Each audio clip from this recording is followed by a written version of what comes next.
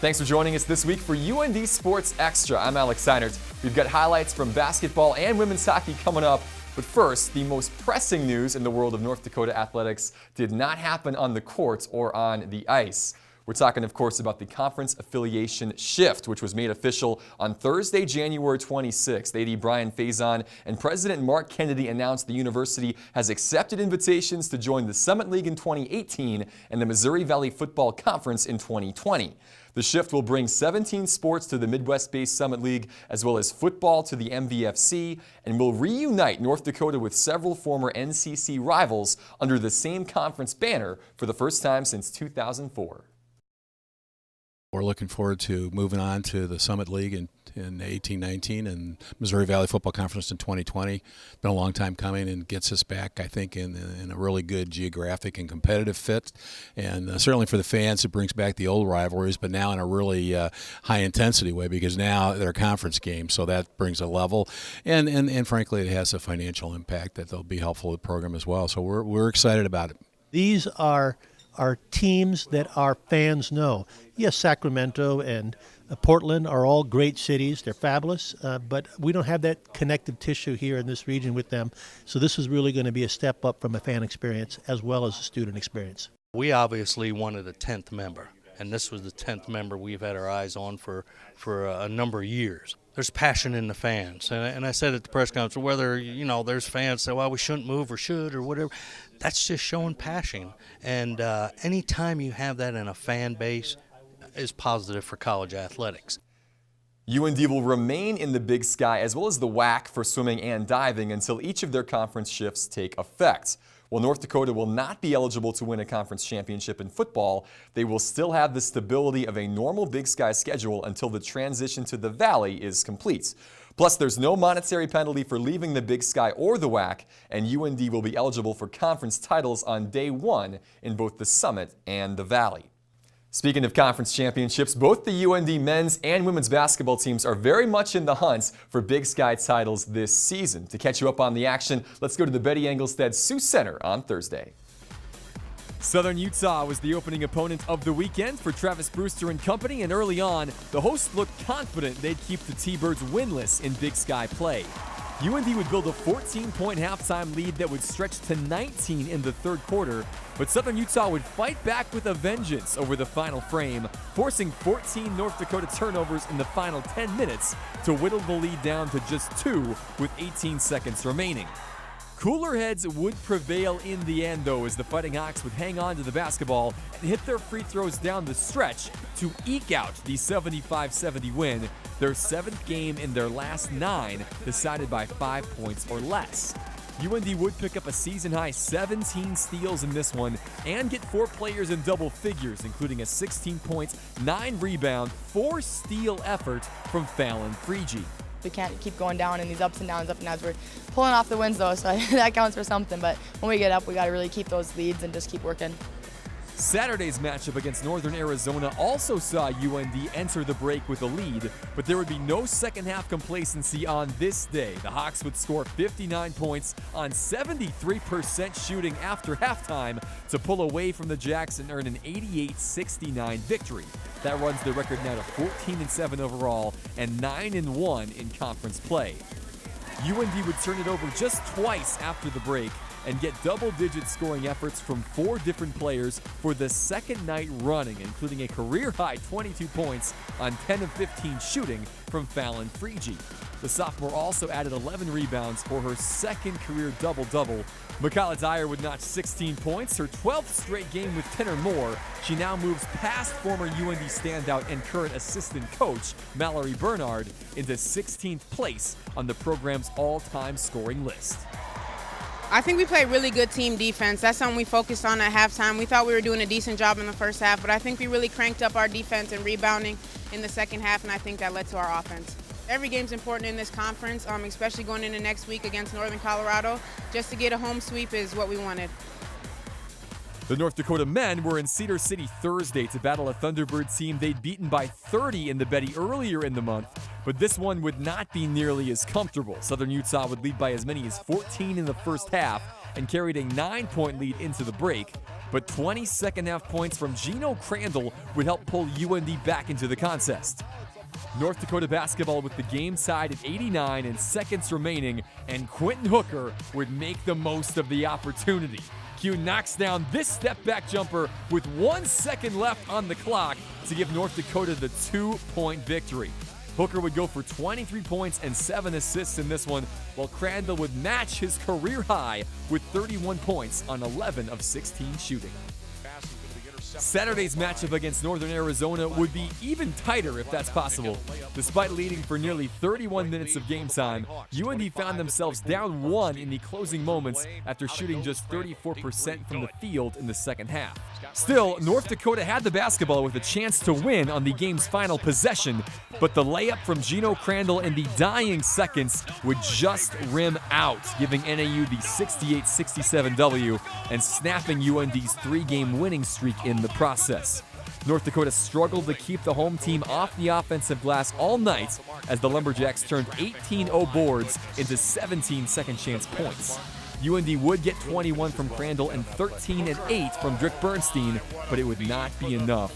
Despite the loss, the Fighting Hawks still remain second in the Big Sky at 7-3 in conference and 12-8 overall. Well, a tough way to end the weekend, but Brian Jones's crew has little to hang their heads about. We'll talk to the head coach after the break. UND Sports Extra on Midco Sports Network is presented by Farmers Union Insurance and the University of North Dakota. Well, close games were the norm last week for the UND men's basketball team, and here to talk us through the head coach, Brian Jones. And Brian, in both of those games, had the basketball in a one-possession contest with the final shot. One goes in, one doesn't. That just feels like that's the way the game works sometimes. It is. Sometimes you win and sometimes you lose. But, I was happy. Obviously, Thursday night, our ability to stay in the game, get back in the game, show some resiliency down the stretch and really defend. Saturday, it was just a sluggish start from start to finish. I thought we defended well the initial thrust for 40 minutes. We just did not rebound the ball in order to win a basketball game. And, yeah, you're right. We got the last possession. We got right to the rim and even got a tip. So I think we were able to execute. That's why I'm excited. It doesn't always go in. Sometimes as fans, as coaches, well, the shot didn't go in, but we executed. That's the biggest piece. You got to be able to execute what you're trying to get done. And I thought, and down the stretch in both games, in the last 3 minutes of the games, we were able to execute our offense and really to get the shots we wanted. And whether they go in, that's just that's sometimes being a better player than the defense that's being played. Let's go back to that game on Thursday against Southern Utah down at their place in Cedar City. This kind of was a big game of momentum shifts. Both teams made big runs to kind of take substantial leads at different times. Just talk about kind of the ebb and flow of this contest against the T-Birds. It was definitely, it took us a few minutes to get used to the altitude and just the rhythm of the game, and we jumped out and got an eight-point lead, and then our turnovers. We got back-to-back charges, which sparked them. And then they end up closing the gap at halftime and then taking a lead, at half. And then the second half, I thought we really came out and really defended at a high level, defended Almasaur so much better than we were able to get out and get some easy baskets for ourselves. So that's our team. We've shown we've done that through the year. I think that shows their maturity and understanding that they're never out of a game as long as they stay disciplined to our defensive staples and continue to value the ball on offense. I think that's what that game really portrayed. First half, 11 half turnovers. That's not us. We've always talked to our guys, it's tough to win on the road doing that. Second half, cleaned it up a lot, which gave us that chance to win at the end. Yeah, 89-89 with 12 seconds left or so, you get the ball. Talk us through that final play. What did you drop and what did you see out there? We were either going to win the game or we're going to go to overtime. There was only going to get one shot. And so we wanted it obviously in Q's hands because he had it going a little bit in that second half. He was in a rhythm. And he's done it time and time again, whether it's been in practice or in games. He's always hit big shots for us. So it was just more about trying to get him in space and allow him to do what he does, whether it's getting to the rim or getting to his pull-up game. And he got to the pull-up, and it was a tough shot. I mean, they really defended it well, but he made a heck of a play, and we got out of there with a win. So we're excited about that. Yeah, big shot certainly from Quentin to cap off the 91-89 victory. That improves you to 7-2 in conference, your best start to a conference season since 2001-2002. Job wasn't done though. A big trip to Flagstaff, then to take on Northern Arizona. And you mentioned earlier their size and their rebounding seemed to just give you problems all night. Yeah, it was a tough matchup for us, especially being Connor Avance he played, but he just wasn't himself. himself. He just very limited minutes, but we needed bigger bodies for this matchup. Basketball's all about matchups. I think a lot of sports are all about your matchups. So, I thought our guys really defended, as I mentioned before, we really defended the post game well. Their post players necessarily didn't hurt us on the initial post move or the touches inside. It was the shot, getting the rebound after the shot. And Kelowna didn't play against us in the first game, and Mike Green, the guy who really got hot in the second half, didn't perform particularly well in the first game. But they had a lot of rhythm coming off a big win against Northern Colorado. So that's all it takes is one game, and that's what you're seeing in this league right now. If you're looking at the standings, anybody can beat anybody. It's just some teams weren't healthy to start the conference season out, and that's why you got to be ready to play, whether it's home or away. And we had a chance to win both ball games, and obviously we're disappointed we didn't win on Saturday, but we got to refocus and regroup. We got a big week this week. Yeah, you mentioned the week, and you mentioned a team playing in rhythm, Northern Colorado, kind of in the middle of the standings, but they're coming off a big win to snap a 5-game losing streak against Southern Utah this past week. Nice to just have one game to focus on, certainly, and to get some guys back healthy and playing good basketball again. Yeah, this week's more about us. We got to get back to just maybe getting back to some of the things we can work on instead of worrying about so much of your opponent. You can work on your staples, your offensive staples, your defensive staples, getting guys healthy, getting guys rest. We've traveled a ton. We've had some tough the trips that we've taken this year have been the long ones. So our guys just need some rest, and a mental rest and physical rest. So it should be a great week for us. Yeah, definitely. Big game against the Bears coming up on Saturday here at home. Be sure to catch that one at the Betty on Saturday afternoon. Brian Jones, thanks again for the time. Best of luck this week against Northern Colorado. Travis Brewster and company also had a big week. We talk about their sweep over Northern Arizona and Southern Utah when we come back.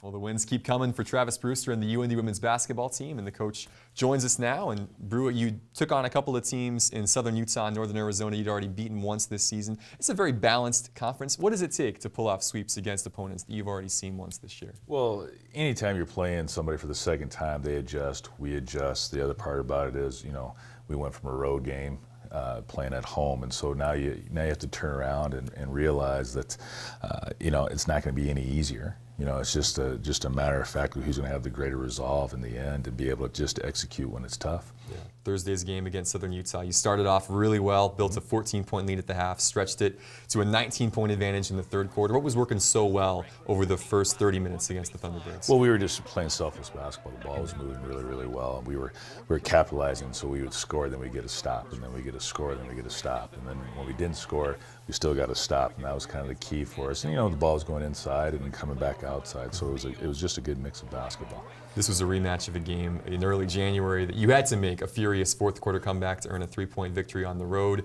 They nearly did the reverse to you in this one. Over the final 5 minutes, things got a little bit frantic. They were able to chop down that lead to just 2 points. What were some of the things that kind of allowed things to get out of hand over the final frame? Well, we lost our composure. That was the biggest thing. They put that press out on us, and we just lost our composure. We got to be strong with the basketball in those type of situations, and we had, obviously take a couple of timeouts and try to readjust and get ourselves to go back the other way. But you have to credit them because they cranked up the heat. Well, they managed to find that composure down the stretch. You get the 75-70 win, and that took you into Saturday against, again, a Northern Arizona team you'd already seen and played close earlier this year, gotten the win down in Flagstaff. This was a different kind of a game. You really came out strong and played very well and did not allow for any type of a comeback in this one. Well, I thought on the defensive end it was really the key for us the first half. We really set ourselves up well on that side to get the ball back in our hands and do some things. I thought the other big thing for us, we rebounded the ball a lot better in that particular game as well. And so those two things got going for us, and that allowed the offense to just get to clicking. Yeah, the offense did really click into play in the second half. You shot 73% over the final 2 quarters. What was the key to hitting those shots? Well, again, for us, though, was just moving the basketball and getting into the right spots at the right time. I thought we did a very good job of getting the ball on the inside, very good job of getting the ball on the outside. Another big game for Fallon Frigie, 22 points, 11 rebounds, a new career high for her. She's just really, again, making big strides in this sophomore season, like a lot of your girls have over the course of the year. Well, sophomore season is always tough, but the biggest difference is a lot of our sophomores are playing. So, you have to credit them for coming in and getting a little extra help in the gym with coaches. The other part about it is understanding, they're vital to what we're trying to do to have success. And not everybody can take that, and I think Fallon's been very steady for us all year long. She's been steady even as a freshman. So it's just nice to see them having that success. Yeah, you get the 88-69 win to complete the season sweep and the weekend sweep of these teams.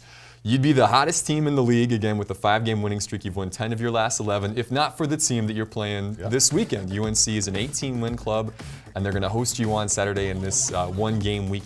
To focus your attention now on the Bears that are perfect in conference play. This is a team that finished 9th in the conference, or 8th in the conference last year, picked 9th in the preseason. What is different about this Northern Colorado team that's allowed them to have so much success this year? Well, the biggest thing for them is that they have 3 players that are playing well, 2 of them which are guards, and they're really getting the ball in the right hand at the right time. There's not a lot of wasted movement in what they're doing when they're playing on the offensive end. On the defensive end, they're doing a very good job of scheming teams, and their transition's good. But we've talked about it with our team, and the thing is, the pressure's on them. They're the one in first place. We're playing them. They're on a 11-game winning streak, I believe it is. So for us, we just have to look at it. We have to take care of our business, play our game. Obviously, we're playing on their floor, but it's going to be fun. Yeah, certainly a win this weekend would put you now atop the standings. How much stock do you put into things like that at this time of year? It's a lot of season left. We got 8 conference games left, and so I just kind of look at it like, hey, one day at a time, one game at a time. But I'm sure our players are a little bit amped up about it, and they should be. And for us, we just got to take care of business. Yeah, it is a big game. Certainly nice to just have the one game on the schedule so you can focus on this one. Coach, safe travels down to Greeley. We'll talk to you about it next week. Yep, thank you. Travis Brewster. When we come back, we're talking UND women's hockey with Brian Idalski. Stick around.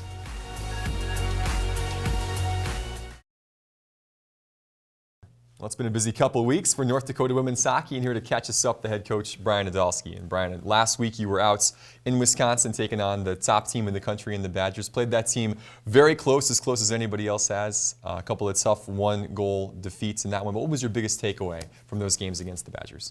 Well, I just enjoyed our compete level. I thought that we skated hard, we battled, and we gave ourselves opportunities to take points out both nights, and really that's all you can ask for from your club. I thought we took, especially our younger kids, some real big steps forward, learning what it means to compete at that level back to back. Yeah, gave yourself a chance to win, certainly, in both of those contests. You come back this weekend, a little home-and-home against Bemidji State, and you opened up on Friday at the Sanford Center at their place.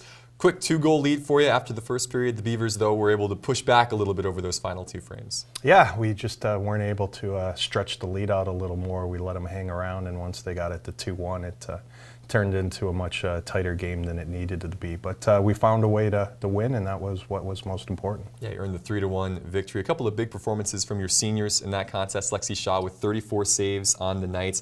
And then Amy Menke gets the game-winning goal and her 100th career point in the process. Talk about what that means for her to reach that plateau for this program. Well, number one, just, if we're going to do anything down the stretch, our seniors are going to have to make plays, and they definitely, stepped up in that game. But for Amy to get 100 points, such a huge plateau, and very rare. A lot of kids never even get close to that number. So super excited for her. She deserved it. She worked very hard at her game. Yeah, just the 7th kid in this program to reach that mark. So you get the 3-1 win on Friday. You come back home, first time in a long time. You've been playing at the Ralph on Saturday. A game where they kind of jumped out and got the 1-0 lead, and then you sort of controlled the next couple of periods. Big goal from Charlie Galtwist to tie it up at 1. Yeah, huge. Not only to get a power play, but they're able to convert. There weren't a whole lot on the weekend, and so for her to make a play there down the stretch was pretty big for us. Dahlquist's goal would tie it at 1. In the 3rd period, you would eventually push the game into a shootout, and you mentioned, again, the senior kids stepping up. This is a group that seems comfortable in that role now. You're 3-2 in shootouts. You get the 3-2 shootout win. Talk about what it's like to know you've got people out there that are getting used to the pressure of a shootout situation like this. Yeah, years ago we weren't very good. That was almost an automatic. So after the 3rd shot and goal, I was like, hey, we should probably shoot the puck more. We're pretty darn good at it. So it was nice to have some kids step up and finish and make some, and those were all beautiful goals. They were all piping in, and really didn't give much of a chance to Mowat for Bemidji. But it was nice to get the extra point and feel pretty good about ourselves going into the next week. Yeah, you mentioned going into this weekend, maybe just some wear and tear on the legs. It's sort of been this long stretch on the road. How has that sort of changed your philosophy with practice, with getting ready for these games this year? We've probably taken more time off than we ever have, just understanding, that they need some more time to relax. And systematically, I feel pretty good about where we're at. I don't, even though it's a younger group, feel like I really have to push, like we need to be sharper, we need to execute better. So we've been able to kind of peel back a little bit. Jocelyn Lammer's done a great job with some regen days and just kind of stretching them out and making them feel good. Today we're going to try yoga. Oh, hey. See how that goes. So we'll Sure. see how it goes on the weekend, but we definitely have backed off a little bit, giving them some more time to recover. Yeah. The 5 points you take from this weekend ensuring you get home ice for the first round of the WCHA playoffs. How big is that for this team to know you'll be at the route for that first round again this year? No, with all the time we've been on the road, it'll be nice knowing we're going to have a couple more home games and be able to sleep in our own beds in preparation for that first round series. Big series coming up this next week against Minnesota Duluth, the team that's directly above you in the standings. Coach, best of luck against the Bulldogs. We'll talk to you about it soon. Appreciate it. Looking forward to it. Brian Idalski with UND Women's Hockey. When we come back, we'll wrap things up here on UND Sports Extra with a preview of National Signing Day. UND Sports Extra on Midco Sports Network is presented by Farmers Union Insurance and the University of North Dakota. Tomorrow is college football's National Signing Day, and Midco SN is the place for all the best coverage on UND's class of 2017. You won't want to miss the hour-long live special Wednesday, February 1st, beginning at 10 a.m. We're going to break down the next generation of Fighting Hawks with the UND coaching staff as the official national letters of intent come in. Midco Sports Network is also the place to watch UND men's hockey on Saturday night, as number 13 North Dakota will look to get things rolling again versus St. Cloud State. The puck drops at 7 p.m. from Ralph Engelstad Arena. CBS Sports Network will carry Friday night's contest, which begins at 7:30. The rest of the UND athletics calendar has the majority of teams out of town, with track and field in Fargo, women's hockey in Duluth, and women's basketball in Greeley. Only men's hoops and men's hockey will be in Grand Forks this weekend. Again, we hope you join us for our Signing Day special on Wednesday at 10 a.m. and next Tuesday night for our next edition of UND Sports Extra. Until then, I'm Alex Heinert. Thanks for watching.